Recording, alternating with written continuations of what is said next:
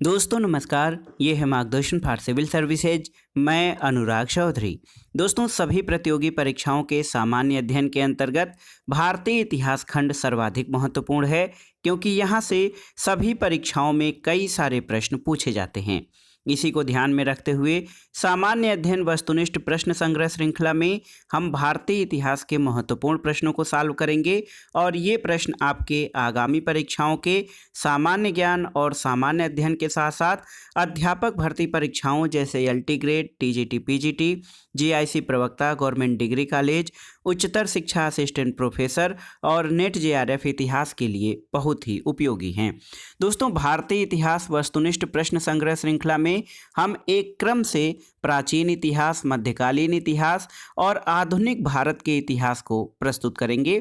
इसका पहला भाग प्राचीन भारत के इतिहास से संबंधित है, जिसमें हम पाषाण काल और सैंधव सभ्यता से संबंधित महत्वपूर्ण प्रश्नों को सॉल्व करेंगे। तो आइए शुरू करते हैं आज का वीडियो। सामान्य अध्ययन वस्तुनिष्ठ प्रश्न संग्रह श्रृंखला के अंतर्गत भारतीय इतिहास के महत्वपूर्ण प्रश्नों का भाग 1, जिसमें हम सबसे पहले पाषाण काल से संबंधित प्रश्न को लेते हैं। देखिए दोस्तों, आज की वीडियो या आज के प्रैक्टिस सेट का जो पहला प्रश्न है कि सूची 1 को सूची 2 से सुमेलित कीजिए। इसमें देखिए सूची 1 में पूरा पाषाण काल, मध्य पाषाण काल, नव पाषाण काल और उत्तर पाषाण काल, और सूची 2 में उनकी समयावधि दर्शाई गई है। तो आप जान सकते हैं पूरा पाषाण काल दोस्तों सबसे प्राचीन वाला है और सबसे पहले का काल है। इसमें ये जो इसका कालावधि निर्धारित किया गया है 20 लाख ईसा पूर्व से 9000 ईसा पूर्व तक। मध्य पाषाण काल जो है दोस्तों ये 9000 ईसा पूर्व से 4000 ईसा पूर्व तक इसका समय काल निर्धारित किया गया है। नव पाषाण काल, देखिए नव पाषाण काल का जो समय है दोस्तों 6000 ईसा पूर्व से जो है 2000 ईसा पूर्व तक निर्धारित किया गया है। और सबसे बाद में उत्तर पाषाण काल ये 2000 ईसा पूर्व से प्रथम शताब्दी तक माना गया है। तो सही क्रम हो जाएगा 2, 3, 1 और 4। तो यहाँ पर देखिए 2, 3, 1 और 4 जो है ऑप्शन ए आपका सही उत्तर हो जाएगा। 2, 3, 1 और 4 सही सुमेलन है आपका। अगला प्रश्न है दोस्तों, मानव सभ्यता के आरंभिक काल या प्रागैतिहासिक काल को 3 भागों में बांटा गया है। निम्नलिखित में से कौन सा उन 3 कालों में नहीं आता है? ऑप्शन है आपके पूरा पाषाण काल, मध्य पाषाण काल, नव पाषाण काल और महापाषाण काल। तो सही उत्तर है दोस्तों जो मानव सभ्यता का आरंभिक काल है, जिसको हम प्रागैतिहासिक काल कहते हैं, उसको पूरा पाषाण काल, मध्य पाषाण काल और नव पाषाण काल में बांटा गया है। महापाषाण काल या मेगालिथिक पीरियड ये दक्षिण भारत में जो है ये विशाल शिलाओं से निर्मित समाधियों से संबंधित है। तो इस प्रकार 3 विभाजन किए गए हैं आरंभिक काल के, पूरा पाषाण काल, मध्य पाषाण काल और नव पाषाण काल। महापाषाण काल इसमें शामिल नहीं है। अगला प्रश्न है दोस्तों, निम्नलिखित पर विचार कीजिए। देखिए पूरा पाषाण काल, इसके अलावा मध्य पाषाण काल और नव पाषाण काल, उपर्युक्त में से किस काल के औजारों को माइक्रोलिथ या लघु पाषाण कहते हैं? केवल 1, केवल 2, केवल 3 या 1, 2, 3? तो सही उत्तर है ऑप्शन बी दोस्तों केवल 2। दोस्तों देखिए लगभग 12000 ईसा पूर्व से लेकर 10000 ईसा पूर्व तक के काल को मध्य पाषाण काल कहा जाता है और इस काल के पाषाण औजार सामान्यतः बहुत छोटे होते थे, इसलिए इनको माइक्रोलिथ यानी लघु पाषाण कहा जाता है। प्रायः इन औजारों में हड्डियों या लकड़ियों के मुट्ठे लगे हंसिया और आरी जैसे औजार मिलते हैं। और मध्य पाषाण काल की महत्वपूर्ण विशेषता ये थी कि इस समय मनुष्य आखेटक और पशुपालक बन गया था। मध्य पाषाण काल की जानकारी सबसे पहले सन 1867 में सीएन कार्लाइल द्वारा सिंघल यानी श्रीलंका क्षेत्र में लघु पाषाण उपकरण खोजने के साथ हुई थी। तो दोस्तों माइक्रोलिथ या लघु पाषाण मध्य पाषाण काल से संबंधित है। अगला प्रश्न है दोस्तों, सबसे पहले का मानव सदृश प्राणी जो प्राक मानव या होमोसेपियन से प्रजाति रूप से भिन्न था, उसे सामान्यतः किस रूप में जाना जाता है? तो उत्तर है पीथेकैंथ्रोपस के रूप में। देखिए ऑप्शन बी आपका सही उत्तर है। दोस्तों देखिए आरंभिक मध्य के अत्यंत नूतन काल में विश्व के अनेक भागों में अत्यधिक विकसित मानव जाति का आविर्भाव हुआ। इसे हम पीथेकैंथ्रोपस या होमो इरेक्टस के रूप में जानते हैं और इसका अर्थ होता है सीधा चलने वाला कपि मानव। अगला प्रश्न है दोस्तों, बहुत ही महत्वपूर्ण है, भीमबेटका किसके लिए प्रसिद्ध है, आपको बताना है। ऑप्शन है गुफाओं के शैलचित्र के लिए, खनिज के लिए, बौद्ध प्रतिमाओं के लिए या सोन नदी के उद्गम के लिए। तो सही उत्तर क्या हो जाएगा, गुफाओं के शैल चित्र के लिए भीमबेटका प्रसिद्ध है। दोस्तों देखिए, भीमबेटका की गुफाएं प्रागैतिहासिक काल की चित्रकारी के लिए लोकप्रिय हैं और ये गुफाएं भोपाल से 45 किलोमीटर दक्षिण पूर्व रायसेन जिले में अब्दुल्लागंज में स्थित हैं।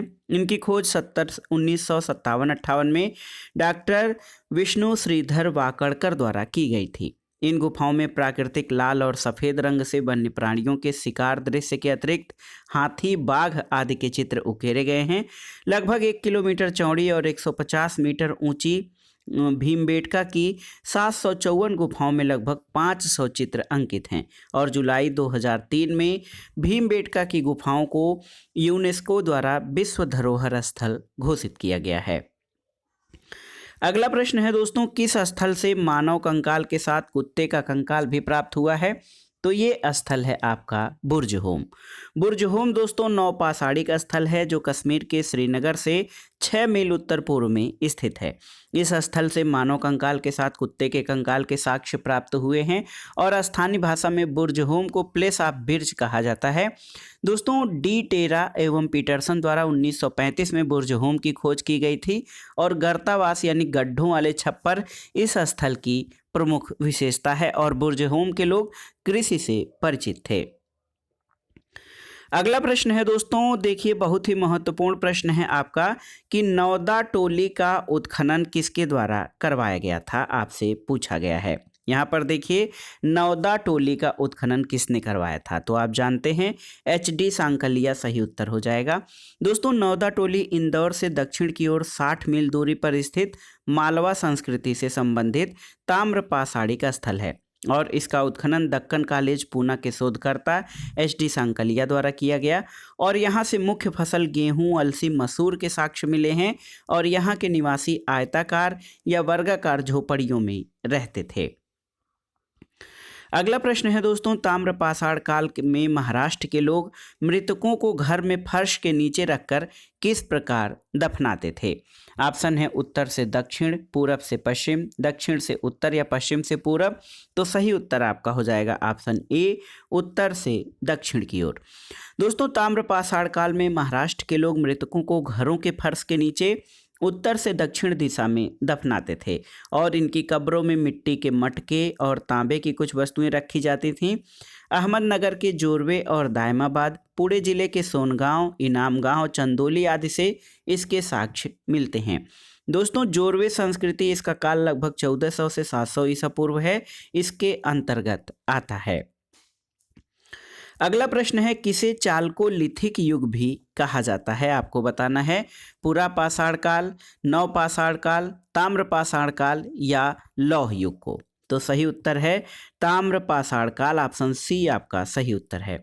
दोस्तों ताम्रपाषाण युग या तांबा युग नवपाषाण युग के बाद प्रारंभ होता है और ताम्रपाषाण युग के अधिकांशतः पत्थर और तांबे के उपकरण का प्रयोग इस समय लोग करते थे। इसको चालकोलिथिक युग भी कहा जाता है और इस काल की प्रमुख संस्कृति मालवा संस्कृति और जोरवे संस्कृति इत्यादि हैं।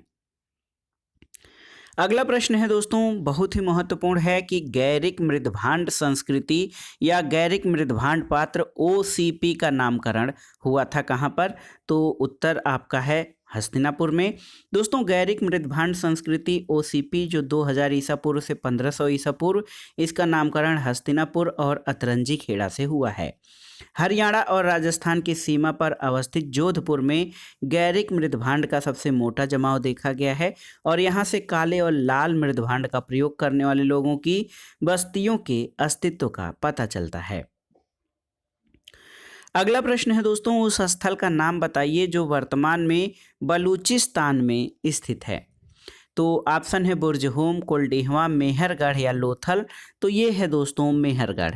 मेहरगढ़ वर्तमान में बलूचिस्तान पाकिस्तान में बोलन नदी के किनारे है और यहाँ से नवपाषाण काल से लेकर हड़प्पा सभ्यता तक के सांस्कृतिक अवशेष मिलते हैं। यहाँ से कृषि कर्म के साथ साथ तांबा गलाए जाने के साक्ष्य मिलते हैं। तो दोस्तों मेहरगढ़ जो है वर्तमान में बलूचिस्तान पाकिस्तान में है और यहाँ से सर्वप्रथम कृषि के साक्ष्य मिलते हैं।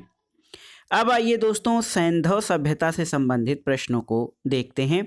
देखिए पहला प्रश्न है इसका कि सिंधु सभ्यता किससे संबंधित है। ऑप्शन है आपके प्रागैतिहासिक युग से, आद्य ऐतिहासिक युग से या उत्तर ऐतिहासिक युग से आपको बताना है। तो सही उत्तर है ऑप्शन बी, आद्य ऐतिहासिक युग से। दोस्तों सिंधु सभ्यता जिसका समयकाल 2500 ईसा पूर्व से 1500 ईसा पूर्व तक है, यह एक कांस्य युगीन सभ्यता है जो कि आद्य ऐतिहासिक युग से संबंधित है।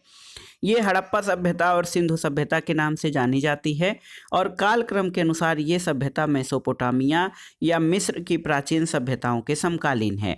और इस युग में दोस्तों भाव चित्रात्मक लिपि का प्रचलन था, लेकिन इस लिपि को अभी तक पढ़ा नहीं जा सका है।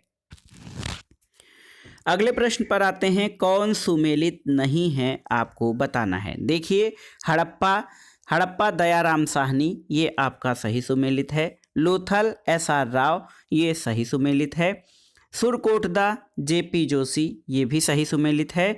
और धौलावीरा BK थापर ये सही सुमेलित नहीं है, क्योंकि धौलावीरा का उत्खनन ये जगपति जोशी यानी JP जोशी और RS बिष्ट द्वारा कराया गया था। तो ऑप्शन डी आपका सही उत्तर हो जाएगा, क्योंकि ये सही सुमेलित नहीं है। देखिए उत्खननित स्थल और संबंधित व्यक्तित्व के बारे में जान लेते हैं। हड़प्पा का उत्खनन 1921 में दयाराम साहनी द्वारा करवाया गया। लोथल दोस्तों SR राव के द्वारा 1955 ईस्वी में, सुरकोटजा JP जोशी द्वारा 1954 में और धौलावीरा ये जो हड़प्पा कालीन स्थल है जगपत जोशी और RS बिष्ट द्वारा 1967 में इसका उत्खनन करवाया गया था। अगला प्रश्न है दोस्तों, सिंधु घाटी सभ्यता का कौन सा स्थल वर्तमान में पाकिस्तान में स्थित है। ऑप्शन है कालीबंगा, हड़प्पा, लोथल या आलमगीरपुर। तो सही उत्तर हो जाएगा हड़प्पा। दोस्तों पाकिस्तान के पंजाब प्रांत में मोंटगोमरी में हड़प्पा सैंधव सभ्यता का महत्वपूर्ण स्थल है जो रावी नदी के तट पर है। और 1921 में भारतीय पुरातत्वविद दयाराम साहनी ने हड़प्पा की खुदाई प्रारंभ की थी। दोस्तों स्टुअर्ट पिगट ने इसे अर्ध औद्योगिक नगर कहा है हड़प्पा को। तो ये बहुत ही महत्वपूर्ण है दोस्तों, हड़प्पा को पिगट ने अर्ध औद्योगिक नगर कहा है। और सिंधु घाटी सभ्यता दोस्तों सबसे पहले हड़प्पा स्थल से इसका उत्खनन या इसकी खोज की गई थी, तो इसीलिए सिंधु घाटी सभ्यता को हड़प्पा सभ्यता भी कहा जाता है। अगला प्रश्न है दोस्तों, मोहनजोदड़ो में सबसे बड़ी इमारत कौन सी थी आपको बताना है। तो ऑप्शन है विशाल स्नानागार, अन्नागार, बड़ा भवन या 2 मंजिला इमारत। सही उत्तर है अन्नागार। दोस्तों बहुत ही महत्वपूर्ण है अन्नागार या अन्न रखने का स्थान। तो मोहनजोदड़ो, हड़प्पा और मोहनजोदड़ो दोनों नाम साथ साथ आते हैं। मोहनजोदड़ो की खुदाई 1922 में राखाल दास बनर्जी के निर्देशन में कराई गई थी। मोहनजोदड़ो का शाब्दिक अर्थ मृतकों का टीला होता है। दोस्तों मोहनजोदड़ो से प्राप्त सबसे बड़ी इमारत अन्नागार या ग्रेनरी है और व्हीलर के अनुसार ये इमारत 45.71 मीटर लंबी, 22.86 मीटर चौड़ी है और ये राजकीय भंडारागार था। ये हड़प्पा में से 6 अन्नागारों के, ये हड़प्पा में जो मिले हैं 6 अन्नागार उनके लगभग बराबर है। और मोहनजोदड़ो से प्राप्त अन्य इमारतों में विशाल स्नानागार, महाविद्यालय भवन, पुजारी यानी योगी की मूर्ति आदि है। तो याद रखिएगा मोहनजोदड़ो में सबसे बड़ी इमारत अन्नागार था। अगला प्रश्न है दोस्तों, सिंधु घाटी सभ्यता का कौन सा स्थान भारत में स्थित है। ऑप्शन है आपके हड़प्पा, मोहनजोदड़ो, लोथल या फिर उपर्युक्त में से कोई नहीं। तो सही उत्तर आपका हो जाएगा लोथल। देखिए हड़प्पा और मोहनजोदड़ो ये पाकिस्तान में है वर्तमान में, और लोथल जो है गुजरात राज्य के अहमदाबाद जिले में भोगवा नदी के तट पर है।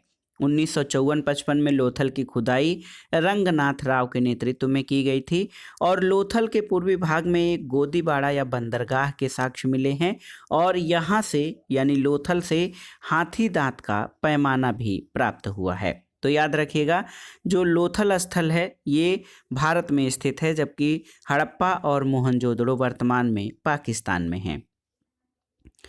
अगला प्रश्न है दोस्तों, सिंधु घाटी सभ्यता की प्रमुख विशेषता क्या थी? ऑप्शन है प्रकृति की शक्तियों की पूजा, व्यवस्थित शहरी जीवन, ग्रामीण खेती या जाति आधारित समाज। तो सही उत्तर है दोस्तों व्यवस्थित शहरी जीवन। ऑप्शन बी आपका सही उत्तर हो जाएगा। और देखिए, उत्कृष्ट नगर नियोजन और स्थापत्य कला सिंधु सभ्यता की प्रमुख विशेषता थी। इस सभ्यता में जो सड़कें थीं वो एक दूसरे को समकोण पर काटती थीं। दोस्तों, नगर अनेक वर्गाकार और चतुर्भुजाकार खंडों में विभाजित थे और नगरों में जो जाल था ग्रिड पद्धति पर व्यवस्थित था।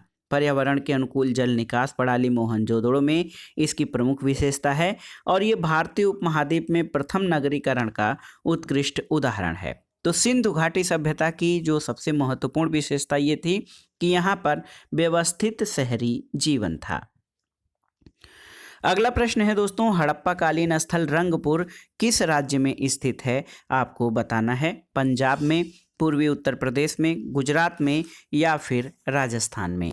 तो सही उत्तर है रंगपुर दोस्तों, ये गुजरात राज्य में स्थित है। ऑप्शन सी आपका सही उत्तर हो जाएगा। देखिए, रंगपुर गुजरात के काठियावाड़ जिले में सुखभादर या मादर नदी के समीप है और इसकी खुदाई दोस्तों 1953-54 में रंगनाथ राव द्वारा की गई थी। रंगपुर एक पठारी और असमतल भूमि है। यहाँ से कच्ची ईंटों से निर्मित एक दुर्ग के अवशेष मिले हैं और पक्की ईंटों के प्रयोग और धान की भूसी के साक्ष्य भी दोस्तों यहाँ से प्राप्त हुए हैं। तो महत्वपूर्ण है कि रंगपुर से दोस्तों कच्ची ईंटों से निर्मित एक दुर्ग के अवशेष और पक्की ईंटों का प्रयोग तथा धान की भूसी के साक्ष्य मिले हैं। अगला प्रश्न है दोस्तों, सिंधु घाटी के लोग किसकी पूजा करते थे? आपको बताना है। ऑप्शन है पशुपति की, इंद्र और वरुण की, ब्रह्मा की या विष्णु की। तो सही उत्तर हो जाएगा कि दोस्तों सिंधु घाटी सभ्यता के लोग जो थे वो पशुपति शिव और मातृदेवी की पूजा करते थे।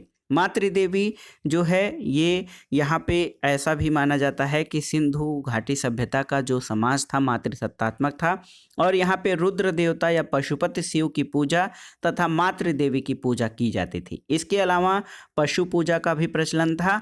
कालीबंगा से प्राप्त अग्निकुंड के साक्ष्य के आधार पर ये अनुमान लगाया जा सकता है कि यहाँ के निवासी अग्नि और स्वास्तिक की भी पूजा किया करते थे।